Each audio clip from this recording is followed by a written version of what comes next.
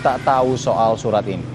Namun dilaporkan, seluruh pihak yang terkait dalam surat edaran telah diberikan teguran oleh pihak kelurahan. Sementara penjabat Gubernur DKI Jakarta, Heru Budi Hartono akan menindaklanjuti pengurus RT di wilayah Kapuk, Cengkareng, Jakarta Barat yang diduga meminta tunjangan hari raya kepada warganya. Jujur saya nggak tahu saya benar-benar selaku ketua benar tidak tahu dan benar-benar baru tadi pagi saya baru tahu. Pak, jadi yang mengeluarkan surat edaran itu dari pihak RT atau seperti apa? Itu tadi mengakui bahwa itu sepenuhnya RT yang mengeluarkan. Jadi walaupun di sana ada banyak tanda tangan, sepenuhnya memang Pak RT-nya sendiri yang melakukan itu.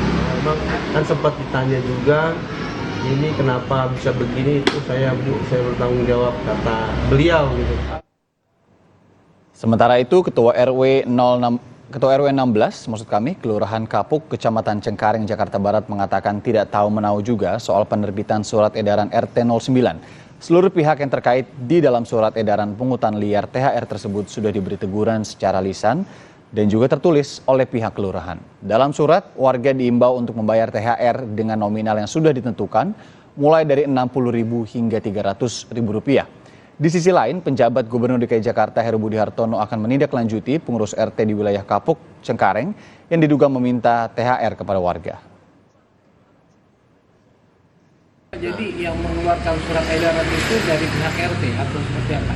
Itu tadi mengakui bahwa itu sepenuhnya RT yang mengeluarkan. Jadi walaupun di sana ada banyak tanda tangan, sepenuhnya memang Pak RT-nya sendiri yang melakukan itu.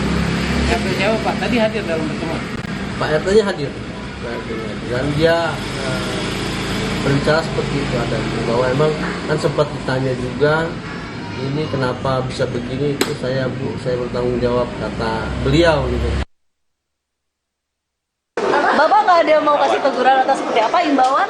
Imbauan Pak, bisa tanya Pak Lurah dulu. Akan dipanggil nggak Pak? Apanya? Pak Lurahnya? Pak, Camat Kapuk ya? Iya. Kapuk Pak. Nanti saya telepon Pak. Hampir setiap lebaran terjadi kasus tarikan sejumlah ormas atau RT yang meminta THR warga dengan berbagai alasan. Bahkan pihak kepolisian menyebut aksi ini sudah masuk ranah pidana. Mengapa hal ini sering terjadi dan bagaimana pengawasan di lingkungan masyarakat? Pagi ini kita akan bahas dengan sosiolog yang sekaligus juga pengamat kebijakan publik dari Universitas Trisakti. Ada Pak Trubus Rahardiansyah. Pagi Pak Trubus. Ya. Ya, pagi dengan Irianda di studio Kompas TV, Pak Trubus. Jadi kalau menurut Anda, kenapa sering terjadi seperti ini? Padahal ini adalah hal yang kemudian diwanti-wanti juga ya, penarikan THR ini. Memang ada imbauan di situ tulisannya, tapi ada nominalnya juga untuk rumah tangga sekian, kalau untuk yang punya warung sekian, pemilik kontrakan sekian. Ini jadinya masuk ke pemaksaan atau gimana, Pak Trubus, Anda melihatnya? Iya, kalau secara kebijakan maupun secara hukum itu tentu kategorinya pemaksaan. Jadi kategorinya praktek premanisme kan. Sehingga itu kategorinya adalah pungli. Pungli ya di KUHP 368 gitu kan. Jadi udah masuk tuh. Itu menjadi masuk, itu sudah ranah pidana. Yang kedua, bahwa praktek-praktek premanisme dalam konteks meminta THR ini kan modusnya beragam. Ya. Dan itu ada yang sudah istilah dari bertahun-tahun, isinya kronis. Dan warga masyarakat juga dalam hal ini seperti ya toleran sekali, masih mungkin karena takut, apalagi mereka bagi kelompok-kelompok tertentu, Mas, sedikit ada etnis tertentu yang memang ketakutan kalau sudah diminta itu ya dikasih saja gitu. Nah, pengalaman saya juga sebagai seorang tokoh masyarakat ya di kampung saya juga ada orang-orang yang seringkali mengatasnamakan seperti itu. Kadang-kadang kita sebagai RW atau RT nggak tahu, Mas. Itu sudah menjadi praktek umum sehingga keberadaan mereka mau tidak mau memang harus ada melalui proses ini, Mas, proses pidana yang lebih tegas sehingga karena gini masalahnya kalau pemberian THR itu kan harus ada hubungan yang saling kenal mengenal kan. Ini kan nggak kenal, nggak ada benang merahnya, kemudian banyak kan amplop kosong di situ atas nama sedekah, Idul Fitri lah, macam-macam yang modusnya itu sangat beragam yang pernah saya jumpai. Dan di situ memang pada umumnya memang ada unsur penekanan, Mas, ditekan orangnya, diteleponin terus, kemudian ada yang lewat anaknya, lewat istrinya juga agar memberikan dan sebagainya. Dan kalau misalnya nggak memberikan itu nanti kadang dihalang-halangi Mas. Mungkin di jalannya apa, ada yang motornya digembosin atau apa, juga ada praktek seperti itu. Sehingga menurut saya memang ini harus ada punya keberanian Mas dalam hal ini. Saya kira warga memang seringkali melapor, tapi kan pada saat tertentu ujung-ujungnya juga mentah juga Mas, gitu, masuk angin gitu. Laporannya itu juga nggak ditindaklanjuti karena pada ujungnya ke kelurahan kan. Kelurahan sendiri kadang-kadang tidak bertindak, di satu sisi di atasnya juga ada kecamatan. Kan ini persoalannya kan ada persoalan kebijakan juga Mas. Persoalan kebijakan kita yang THR oleh pemerintah yang kuat. Pemerintah selalu tiap tahun kan mendukung soal THR. Itu kan terkait dengan ASN-nya lah. Itu juga mendorong masyarakat untuk melakukan praktek-praktek seperti itu karena dia merasa saya pengangguran nggak dapat THR ya saya minta aja maksa kepada pedagang, kepada warga-warga yang lain yang dianggap lemah, misalnya kadang-kadang minoritas yang kasihan sekali. Gitu Mas. Oke, sebelum kita ke pengawasannya, mungkin kalau Anda melihatnya secara holistik atau kebijakan, apa yang kemudian bisa diatur ulang? Apakah kemudian pemberian THR dari atasnya yang harus kemudian mungkin ditambah lagi untuk mereka? Atau Anda melihat ada fenomena lainnya di sini? Ini adalah sebuah penyakit dalam tanda kutip atau kebiasaan yang memang harus dilaporkan gitu ya kalau udah masuk seperti ini begitu. Karena ini bentuknya surat dan ada tanda tangan di sana. Yang dikhawatirkan lurahnya juga tadi nggak tahu gitu. Apakah kemudian ada manipulasi juga kan di sini takutnya kan? Iya, jadi itu kan kategori sebenarnya kan social disease Mas. Perilaku menyimpang ya, penyakit sosial yang di masyarakat kita sebenarnya ada dua hal Mas itu. Bisa saja memang pimpinannya artinya di atasnya itu tidak tahu ya, lurah misalnya tidak tahu, tapi bisa saja juga mereka mengetahui tapi pura-pura nggak tahu Mas. Itu kan karena kan mereka artinya lurah sendiri dalam posisi kalau dimintain THR juga kadang-kadang nggak ngerespon kan gitu. Jadi ini semua kan sebenarnya inovasi tapi inovasi yang dalam tanda petik jahat sebenarnya kan Mas itu. Jadi dalam hari ini memaksa orang untuk memberikan. Yang kedua memang bisa saja ini lemah dalam hal ini Mas, kebijakan yang sudah menjadi kebiasaan ya. Jadi ada hal yang namanya kebijakan itu memang sifatnya tradisi Mas. Jadi tradisi ya karena lebaran kan gitu ya. Itu kan hal sangat wajar. Nah, mungkin yang sekarang ini momennya karena sudah nggak tepat ya era masyarakat kita setelah pandemi Covid, kemudian BBM naik, harga-harga terus meranjak naik, masyarakat menjerit Mas dengan permintaan-permintaan ini. Kalau yang dulu saya lihat di masyarakat yang memberikan saja dengan bahasanya ya sudahlah sukarela atas nama biasanya lebih banyak ke atas nama sedekah, biasanya lebih banyak ke penyelenggaraan nanti mau sholat Id misalnya itu ada sedekah juga gitu, seperti itu. Dibungkus-bungkus juga soalnya karena mendekati Lebaran jadi dibungkus pakai agama juga ujung-ujungnya ya. Pak Trubus. Agama, betul. Pengawasannya gimana ya Pak Trubus ya? Kalau ini kan tadi kita masih lihat yang ke blow up lah gitu ya. Ini kan yang masalah dari pengurus RT, tapi kan ada juga kalau kita tahu, saya baca juga dari ormas yang kemudian tadi Pak Trubus sampaikan sampai ada praktek intimidasi di sana. Warga harus seperti apa sih kalau mendapatkan perlakuan demikian gitu? Harus beranikah ini melaporkan ke polisi atau gimana Pak Trubus? Ya kalau sekarang menurut saya warga harus segera berani, harus berani. Mungkin juga harus bagaimana ya aplikasi Jaki misalnya sebagai aplikasi untuk Jakarta ya. Itu paling tidak memuat juga Mas, sehingga artinya di situ keluhan itu langsung juga ditindaklanjuti. Dan ini menurut saya proses law enforcement-nya itu harus transparan, tegas dan transparan, sehingga jangan hanya sifatnya misalnya hanya teguran tertulis. Itu saya nggak perlu, kalau perlu memang kalau RT-nya tanda tangan di situ, RT-nya dipecat.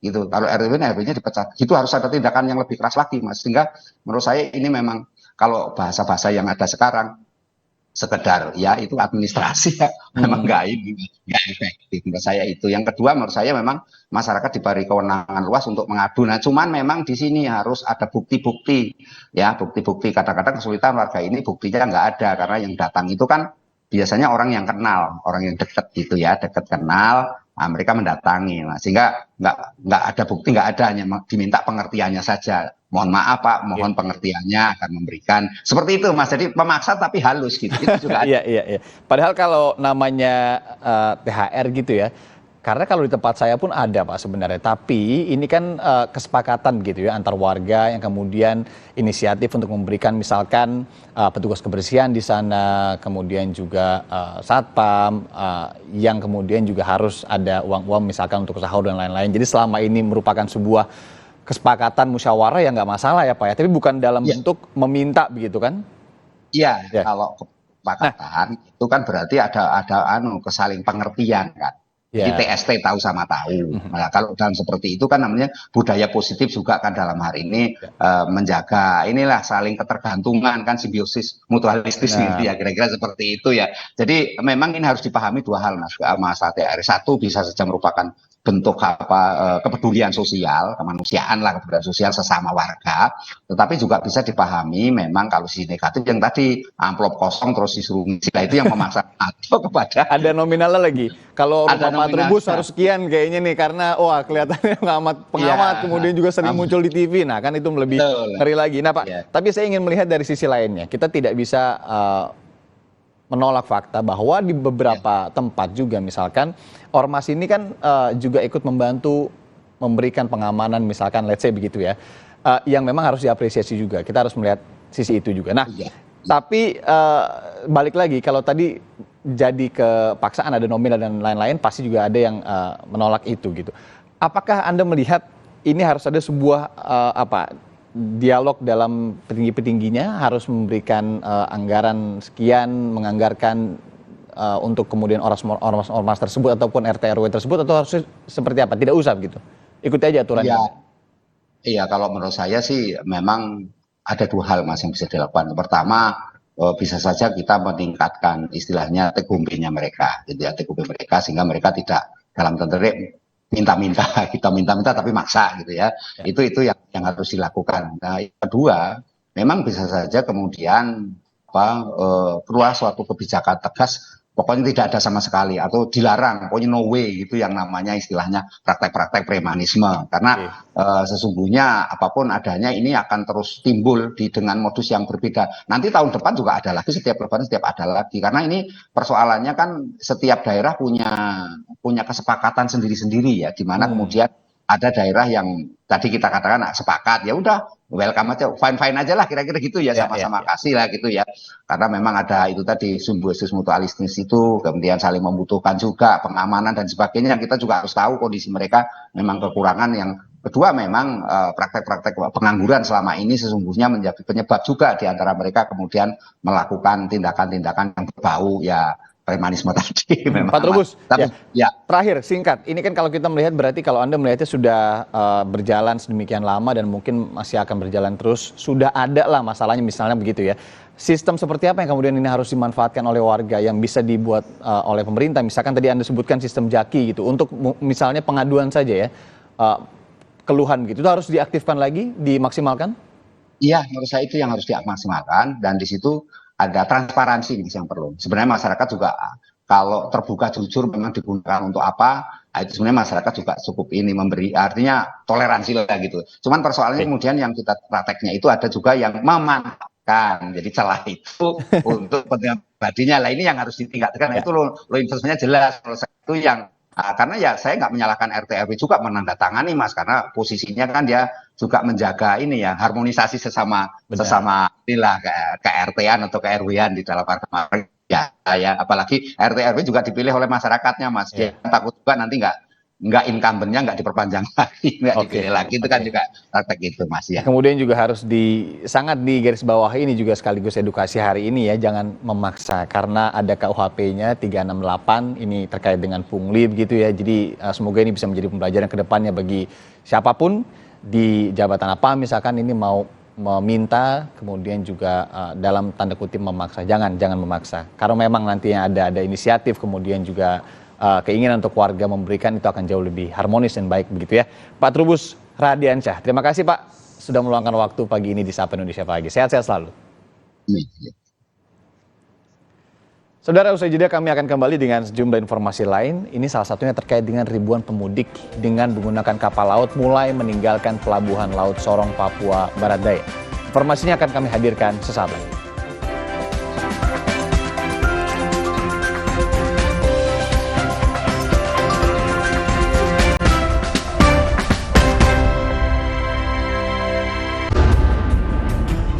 Dari laut yang tercemar, bencana datang dengan kekuatan lebih besar. Baruna pun menghadang.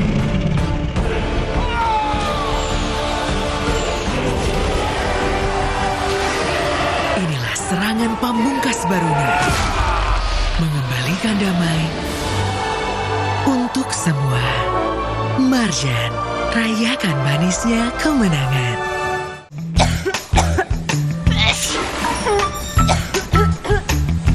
Batuk dan pilek, minum nih. Ultra Flu Extra dipercaya meringankan batuk dan flu yang mengganggu. Ultra Flu Extra, batuk dan flu reda, lega rasanya. Bencana datang, Baruna pun menghadang.